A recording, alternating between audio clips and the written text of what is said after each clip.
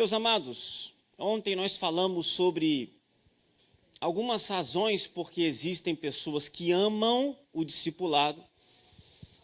E hoje eu quero falar sobre algumas razões porque existem pessoas que não gostam do discipulado, que têm resistência ao discipulado. Então eu preciso que você ouça a ministração de hoje, tendo em mente aquilo que eu ministrei ontem, para que você não ache que eu estou desprezando, desfazendo o discipulado de maneira nenhuma. Agora, nós não estamos aqui vendendo um produto chamado discipulado. Quando a gente vende um produto, a gente normalmente só enfatiza aquilo que é positivo, aquilo que é claro, aquilo que vai trazer benefícios. Mas nós não podemos negar que abraçar o discipulado foi, abaixo de Deus, a salvação de algumas igrejas, mas foi péssimo para outras igrejas. Existem pessoas que desenvolveram uma resistência tão grande ao discipulado que quando ocasionalmente se mudam para uma outra cidade, o critério é: eu quero ir para uma igreja, mas uma igreja que não trabalhe com o discipulado. Isso sempre me chamou a atenção, porque que algo tão bíblico, tão especial, como a gente mostrou ontem, né, com uma ampla base bíblica, e que tem tudo, faz todo sentido trabalhar com o discipulado, como é que algo tão positivo pode se tornar algo tão negativo em determinados contextos? E quando eu comecei a orar e pesquisar a respeito disso, eu fui então percebendo que a razão deste fenômeno é que muitas vezes a gente olha para discipulado apenas para os evangelhos. E nós isolamos os evangelhos do restante do Novo Testamento. Aí a gente olha para a relação entre Jesus e os 12 e tenta aplicar exatamente aquilo que foi vivenciado naquela relação, o que é um problema para mim. Porque aquele é um relacionamento peculiar. Existem peculiaridades daquela relação que não podem ser reproduzidas nem por mim e por você, e nem por você.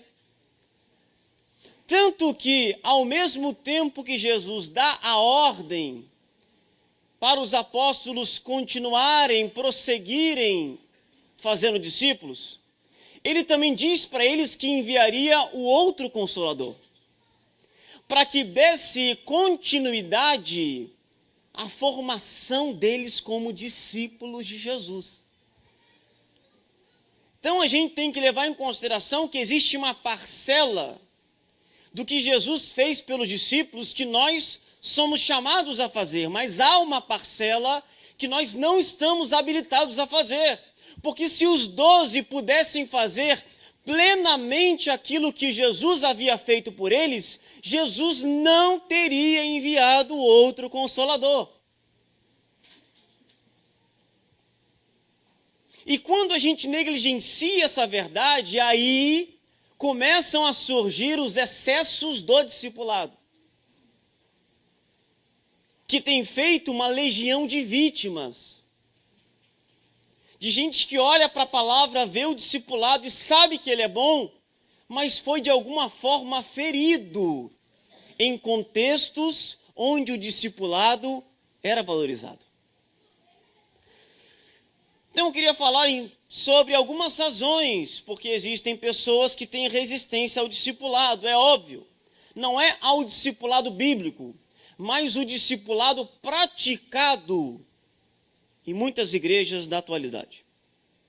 A primeira razão, porque tem gente que tem pavor de discipulado, é por causa do senso de propriedade que parece que se apodera de determinados discipuladores.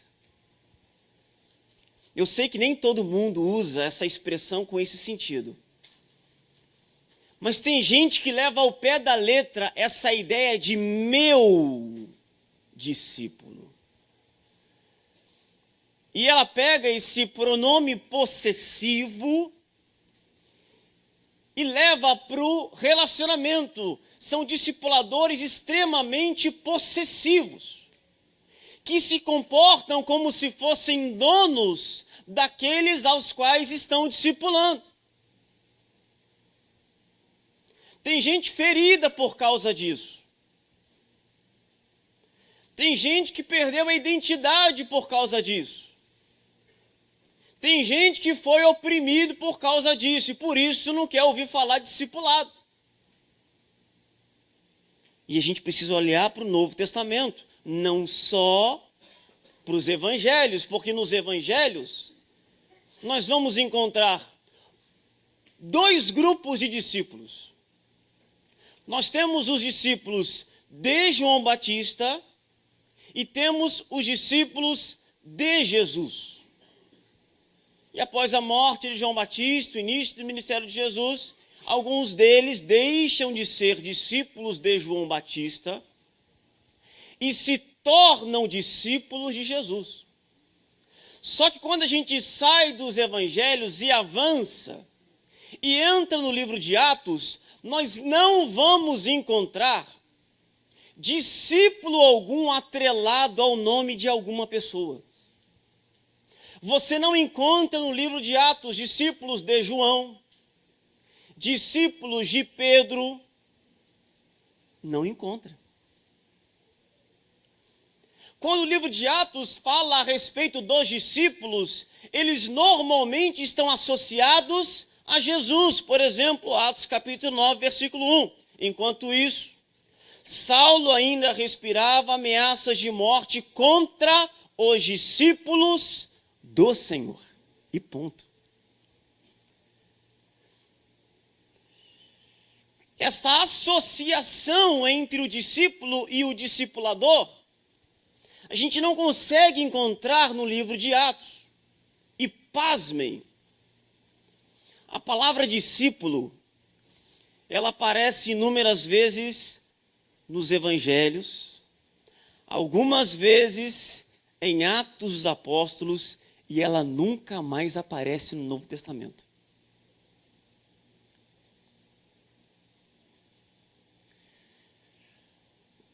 Ainda que o princípio do discipulado, ele é claramente manifesto, por exemplo, no ministério do apóstolo Paulo.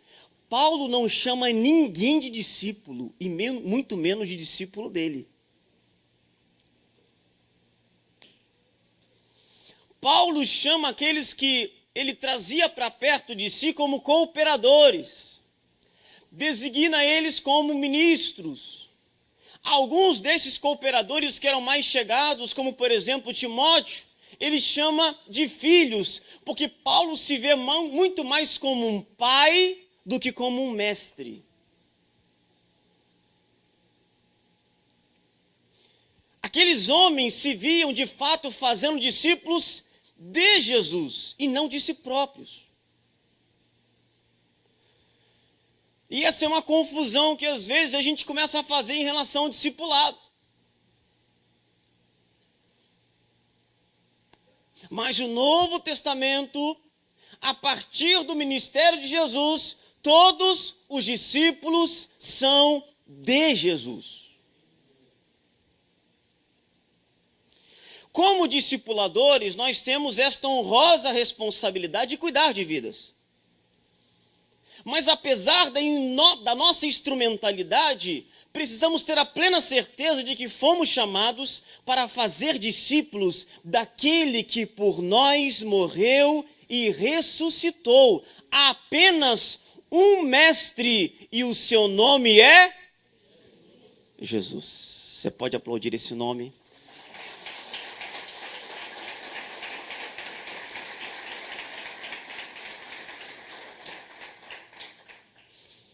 Segunda razão, porque muitos têm resistência ao discipulado, é por causa da mania de controle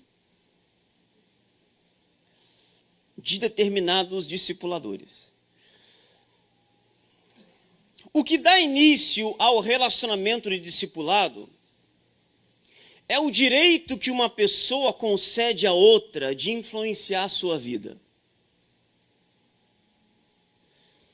Não existe discipulado se aquele que está sendo discipulado não for vulnerável à influência de uma outra pessoa.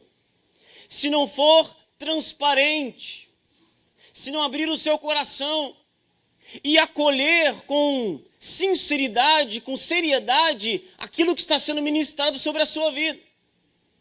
Então, o relacionamento discipulado envolve influência. Mas quando a interação discipulador e discípulo, ela é regida pelo senso de propriedade, a possibilidade de impactar alguém se transforma em uma obsessão por controle. Chega uma hora que a pessoa não pode fazer nada sem ligar e perguntar se ele pode fazer aquilo para o discipulador. As decisões mais simples, mais básicas, ele perde quase que o direito de governar a sua vida. Chega um ponto que o discípulo se torna um mero fantoche nas mãos do discipulador e um papagaio de suas palavras. É por isso que tem gente que tem pavor de discipulado. Já passou por isso. Viveu uma opressão no discipulado.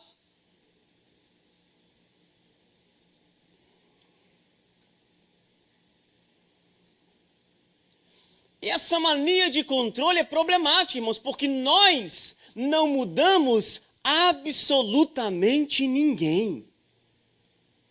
A única pessoa que pode mudar uma pessoa é Deus.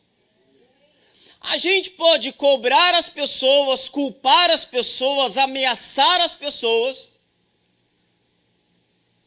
E isso vai exercer de imediato uma influência.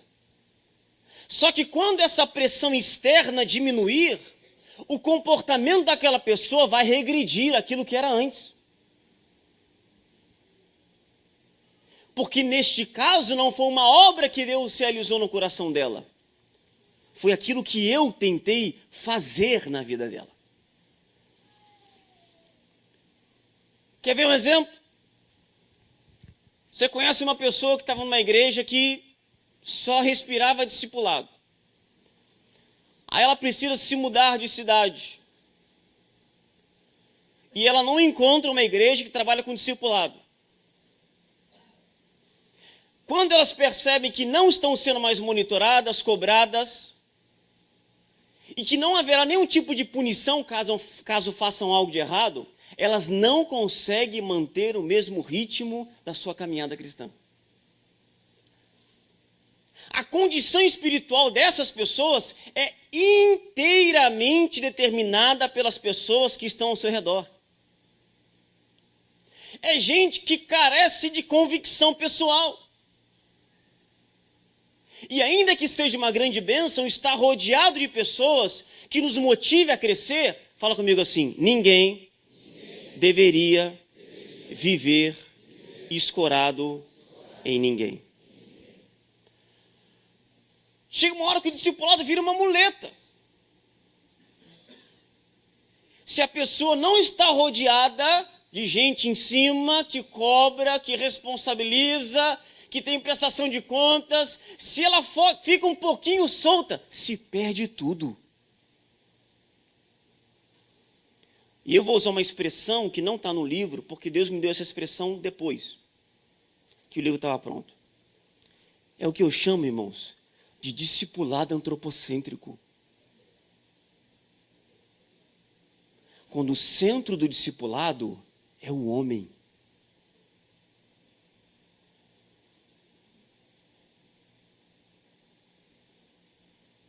Os discípulos de Jesus não deveriam ser ensinados a temer a figura humana, a quem prestam contas. Elas deveriam ser ensinadas a temer ao justo juiz. Os discípulos de Jesus deveriam se preocupar menos com a possibilidade de ser apanhados por alguém fazendo algo de errado e mais com aquele que tudo vê. E o afã de conseguir a aprovação humana deveria ser substituído pela disposição em gastar as suas vidas para agradar a Deus. Quando o discipulado se torna centrado no homem e não em Deus, os frutos não são duradouros. Fala assim comigo, o fator humano é importantíssimo no discipulado, mas não é tudo.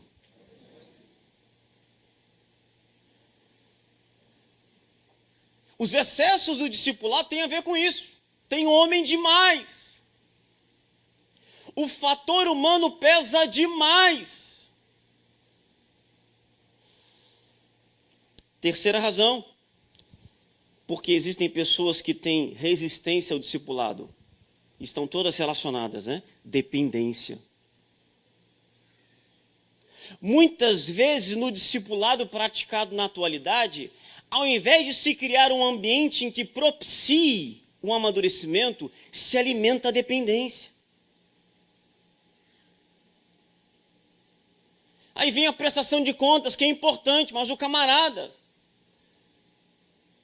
ele não fita os olhos na bela mulher que está passando, não é porque Deus está vendo, não, porque ele sabe que o discipulador vai perguntar para ele, você olhou para alguma mulher hoje?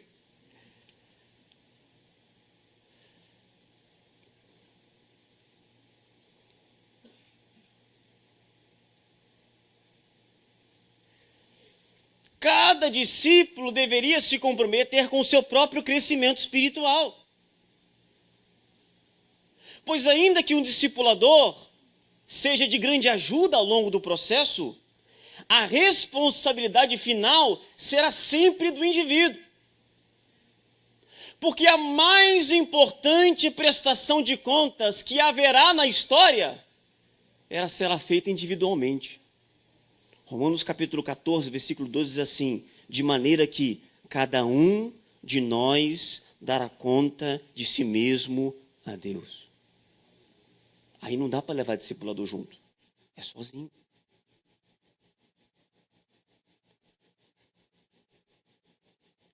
Ninguém pode trilhar o curso de peregrinação espiritual no lugar de ninguém.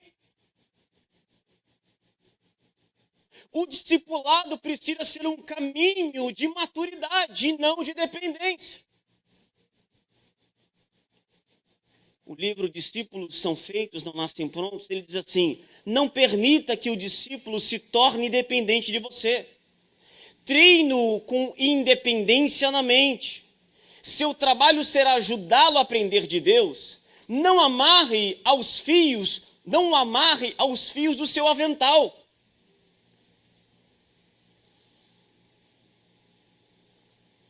Quer ver um exemplo? Vou pensar em paternidade. O bebezinho está ali e tal, vai crescendo e chega um momento em que o bebê vai para a creche. E os pais ficam preocupados. Já está ali, né? Não é nem mais bebê, está com 2 anos, 2 anos e meio. E aí, de repente, leva o bebê para lá, a criança para a creche.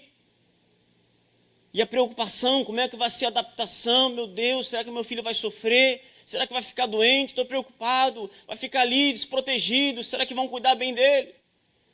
A criança vai para a creche rindo. E os pais ficam chorando. O problema não é a criança. O problema são os pais.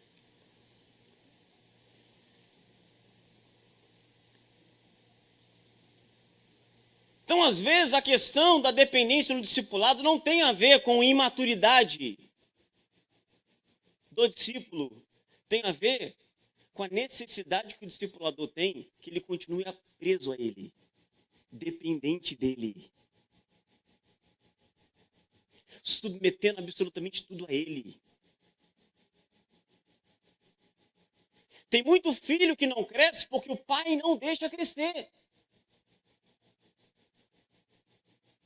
Fica ali agarrado na barra da mãe, da saia da mãe.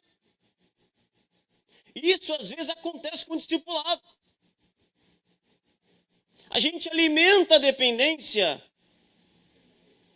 porque a gente às vezes precisa mais do discípulo do que o discípulo de nós. É o que eu disse antes, é a famosa necessidade de se sentir necessário.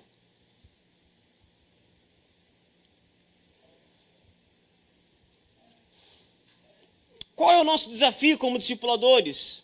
A chave de uma relação discipulado saudável está em encorajar as pessoas a se tornarem independentes de nós, ao mesmo tempo em que as convidamos a caminhar conosco.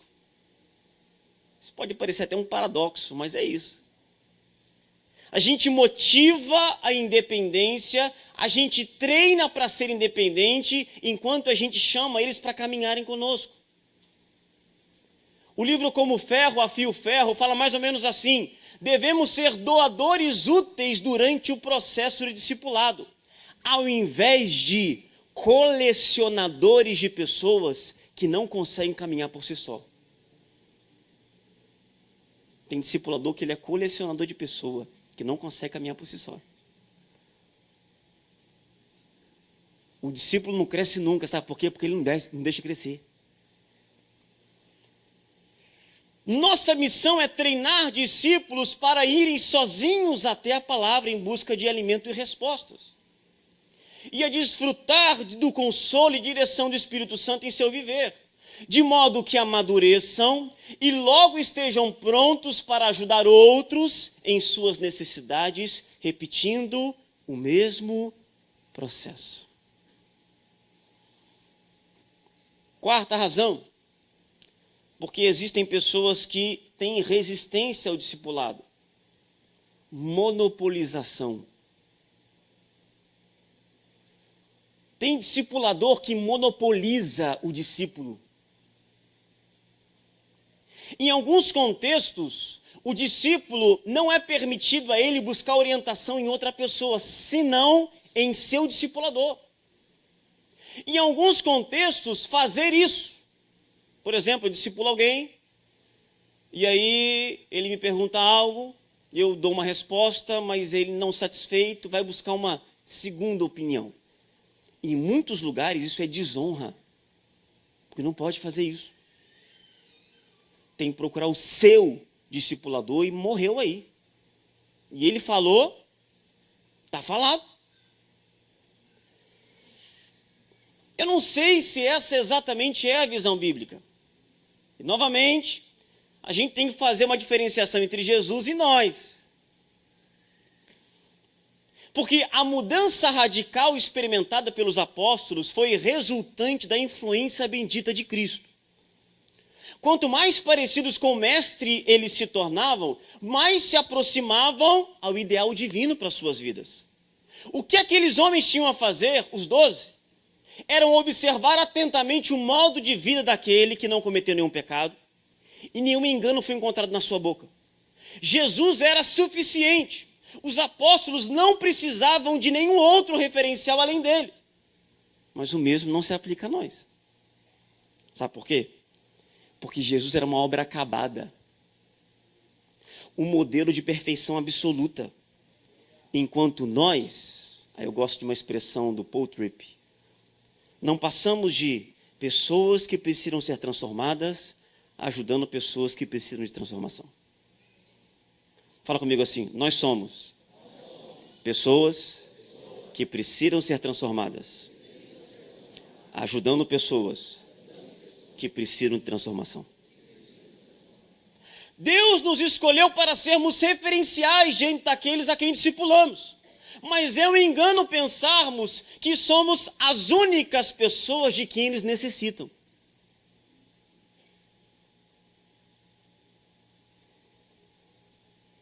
E existem basicamente duas razões porque a gente não deveria trilhar uma carreira solo no discipulado. Primeira razão: as pessoas vão nos imitar. Isso nem sempre é bom. Quando a gente traz as pessoas para perto de nós, elas vão absorver tanto qualidades, mas lamentavelmente também defeitos.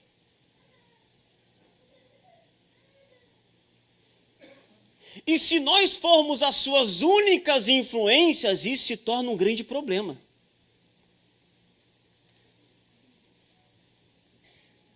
Porque elas vão ser abençoadas por nossos pontos fortes, mas reproduzirão também as nossas fraquezas. Por isso, a gente precisa criar condições adequadas para que os horizontes de quem discipulamos sejam ampliados e suas vidas edificadas por outras pessoas que reflitam de diferentes formas o caráter de Cristo. Elas precisam de outros referenciais além de nós. E a gente tem que reconhecer isso.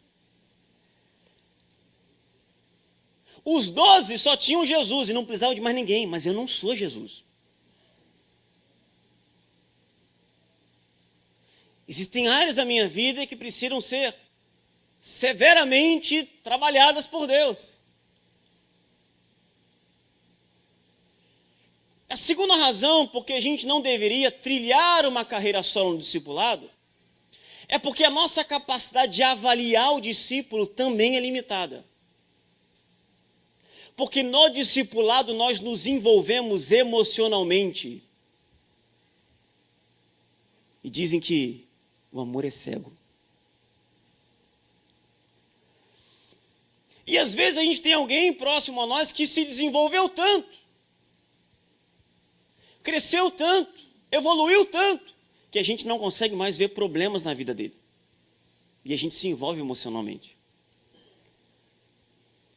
Ter alguém próximo que vai nos ajudar, vai nos dar uma nova perspectiva do desenvolvimento daquela pessoa é útil.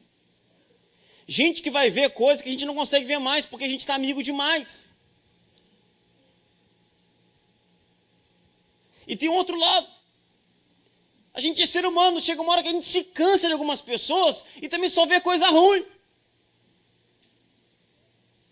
E aí alguém de fora, mas que está próximo, pode nos fazer a ver coisas positivas na vida daquela pessoa, que a gente não consegue ver mais, porque a gente se desgastou, a gente se cansou.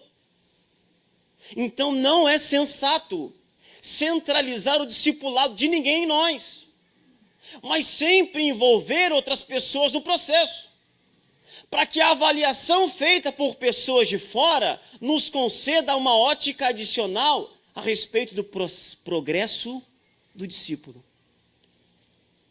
Quer ver uma coisa que a gente pode fazer? Eu acho que ninguém faz isso. Você fazer ocasionalmente um intercâmbio, um rodízio entre líderes de célula. Eu caminho durante um bom tempo com um grupo. E durante um período eu permito que uma outra pessoa caminhe com esse grupo. Ele não está tão envolvido emocionalmente, ele vai conseguir ver coisas que eu não vejo mais. Perceber necessidades que eu não percebo. Ou perceber algumas evoluções que também passam despercebidas para mim. O problema é que a gente trata discipulado como algo no singular. Quem é o seu discipulador? O seu discipulador. E quando eu olho para o Novo Testamento, eu não consigo ver esta coisa tão fechada em uma pessoa.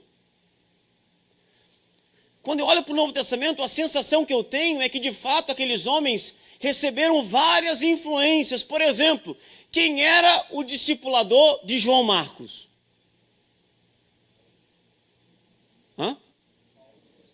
Paulo, depois Pedro, Barnabé. Opa, já falaram 3.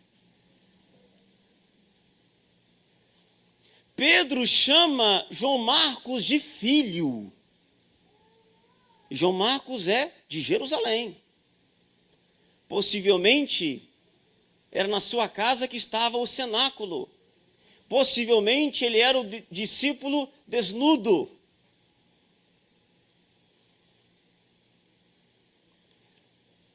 Um dos principais critérios na aceitação dos livros hoje que compõem o Novo Testamento era a apostolicidade. Que o livro fosse ou escrito por um apóstolo ou supervisionado por um apóstolo. Por isso, algumas cartas como a carta aos Hebreus demoraram para ser aceitas por não termos certeza de quem as escreveu.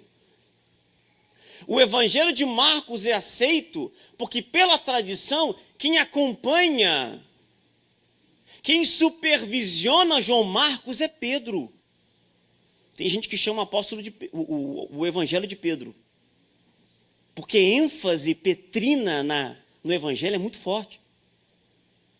Só quando a gente vai para o livro de Atos, a gente vê a figura, a importância de Barnabé na vida de João Marcos.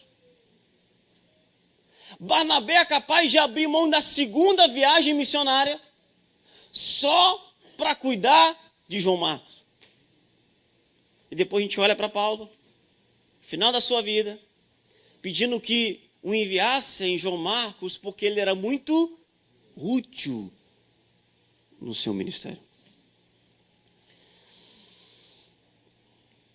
Pastor, qual seria então o antídoto, digamos assim, para esse discipulado antropocêntrico? Seria, primeiramente, entender que há uma certa continuidade e descontinuidade em relação àquilo que Jesus fez e àquilo que a gente pode fazer. Eu quero pensar com vocês, e no livro eu trabalho bastante isso, eu quero pensar em 3 agentes do discipulado. E quando a gente olha para esses 3 agentes, a gente vai perceber que todos os 3 agentes estão presentes em Cristo, mas não estão necessariamente em nós. Passam por nós. Mas os 3 agentes discipulados são uma realidade na vida de Cristo, no ministério de Cristo. O que nos faz entender por que Jesus, de fato, era completamente suficiente para aqueles homens. 3 agentes. Primeiro agente é o agente divino. Pensa comigo assim. Os apóstolos foram discipulados por alguém que conhecia o pensamento dos homens. Jesus conhecia o pensamento deles.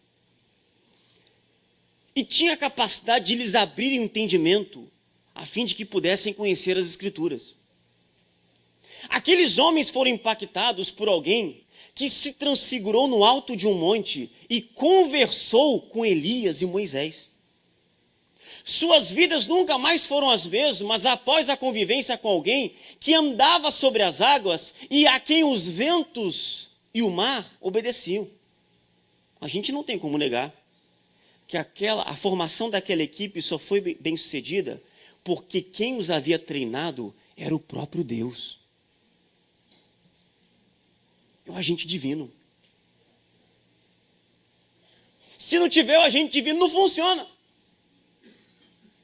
Agora, Jesus é assunto aos céus. E agora? Como é que fica?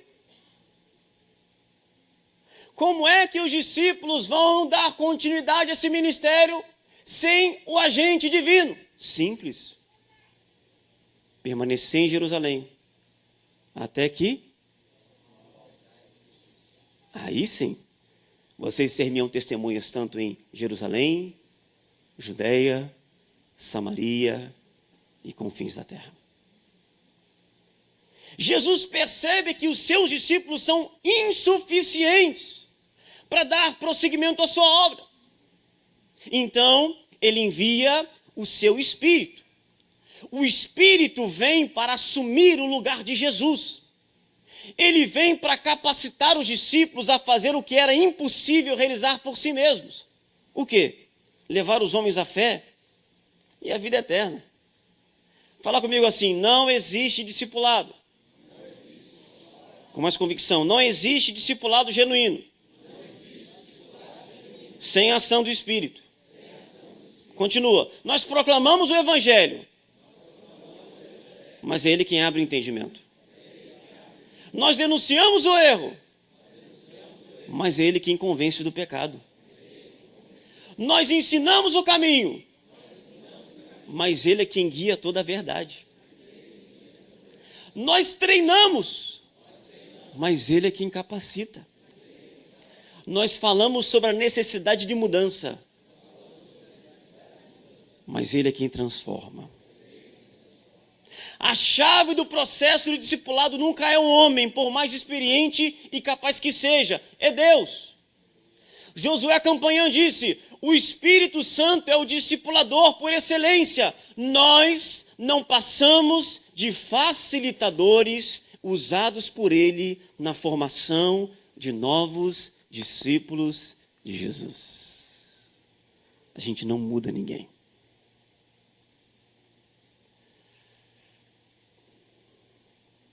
Segundo agente, o agente escriturístico. Jesus estava ciente do potencial que a palavra tinha de mudar vidas, através da ação do Espírito, é claro. Por isso ele se dedica exaustivamente ao ensino. O título que boa parte das vezes é atribuído a Jesus é mestre, que é a tradução do hebraico rabi. O verbo grego didasco, traduzido por ensinar, ele aparece 38 vezes só nos 3 primeiros evangelhos, os sinópticos. Onde a gente vai encontrar Jesus ensinando nas sinagogas, no templo, ao ar livre. Tudo para Jesus parecia ser uma oportunidade de ensinar. Mas quando Jesus ensinava, ele fala com autoridade quem não tinha apenas a palavra em seu coração, mas era a própria palavra encarnada. Cada frase que saiu dos seus lábios era inspirada divinamente. Assim como as palavras da lei e dos profetas estavam repletas de verdades eternas, as palavras que saíam da sua boca nunca haveriam de passar. O modo como o ensino foi valorizado ao longo de todo o ministério de Jesus evidencia que somente quando a palavra de Deus germina no coração do homem, a capacidade de frutificação de uma pessoa é ativada. Discipulado tem que ter palavra. O nosso papel como discipuladores, pensando no agente escriturístico, se limita a ministrar a palavra ao coração dos homens.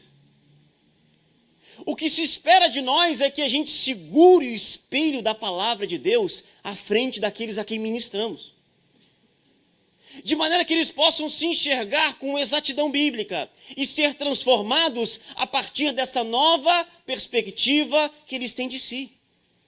Discipulado genuíno precisa ser recheado de instrução bíblica. Porque ainda que a palavra de um discipulador tenha importância, o que muda a vida das pessoas é a palavra de Deus, não é a minha palavra. Tanto que, se nós formos para os evangelhos e subtrairmos dos evangelhos aquilo que Jesus ensinou só para os 12, e a gente vai sentir falta de muita coisa. Porque o suprassumo do ensino de Jesus era para quem ele discipulava, era para quem estava perto.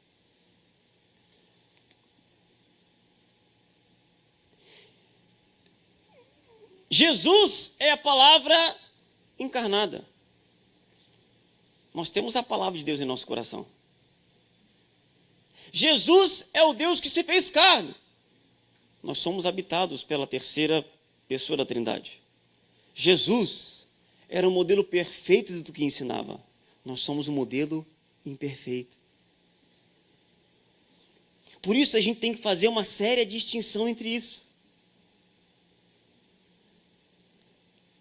Não é a nossa palavra que muda, não é a nossa ação que transforma, é a ação do Espírito Santo através da palavra de Deus. Jesus disse que os olhos e ouvidos daqueles homens eram abençoados. Mateus capítulo 13, versículo 16 e 17 diz assim: mas felizes são os olhos de vocês, porque veem, e os ouvidos de vocês, porque ouvem.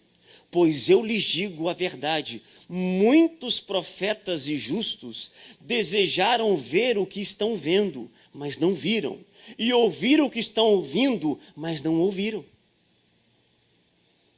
Eu sei que isso não é regra geral, mas tem muita igreja que começa a trabalhar com discipulado que perde a ênfase bíblica.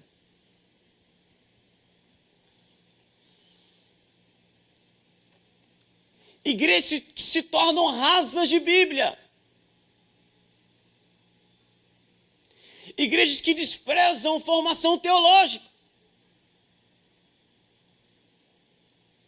Quando, na verdade, os ouvidos das pessoas a quem discipulamos também precisam ser ouvidos abençoados.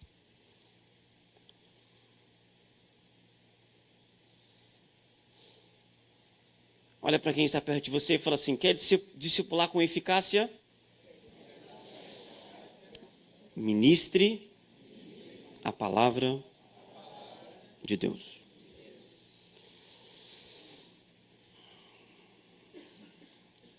Terceiro e último agente do discipulado. Agora sim, o agente humano.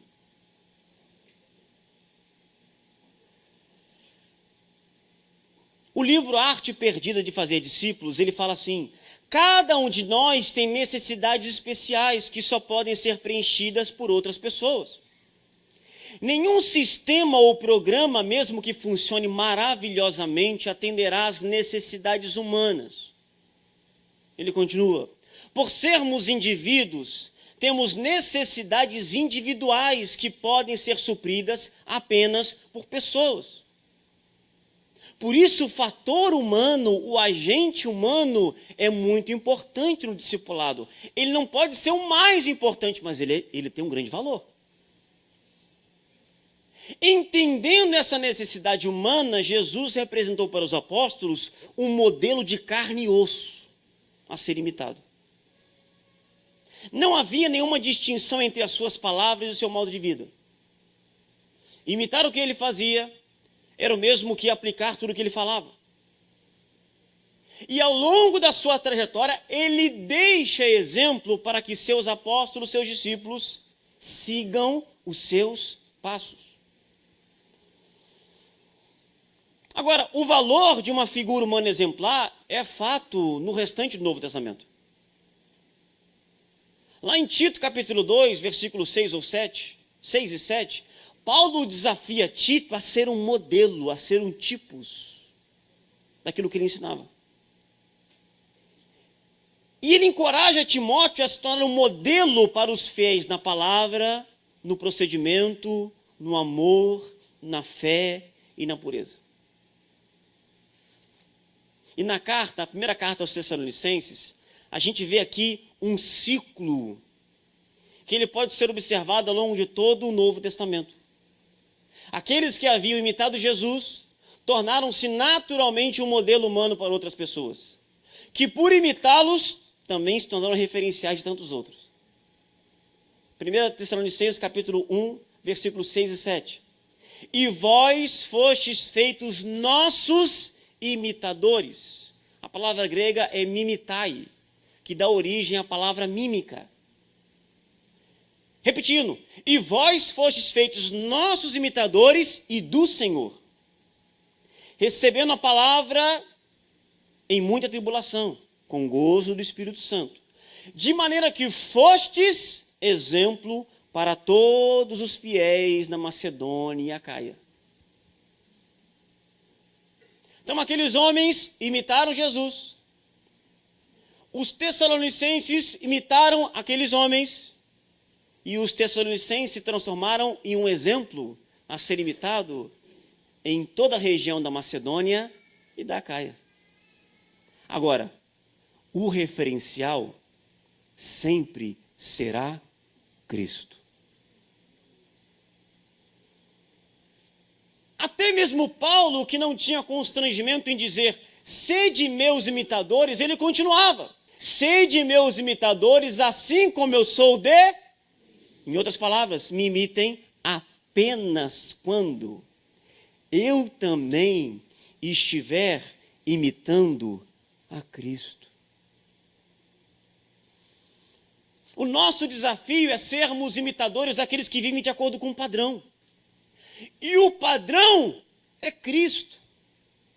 Isso quer dizer que quanto mais parecidos formos com o Mestre, melhor estaremos habilitados a fazer discípulos dele.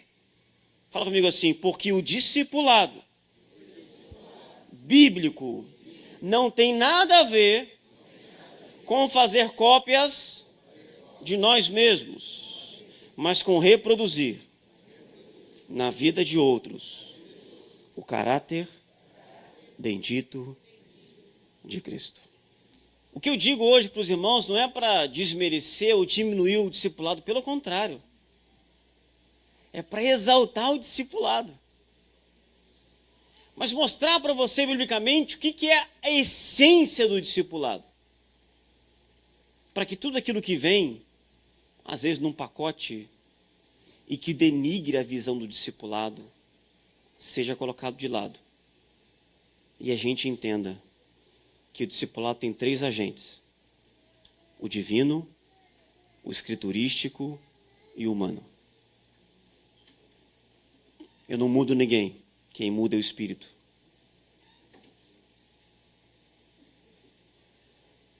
A minha palavra tem valor, mas o que muda as pessoas é a palavra de Deus.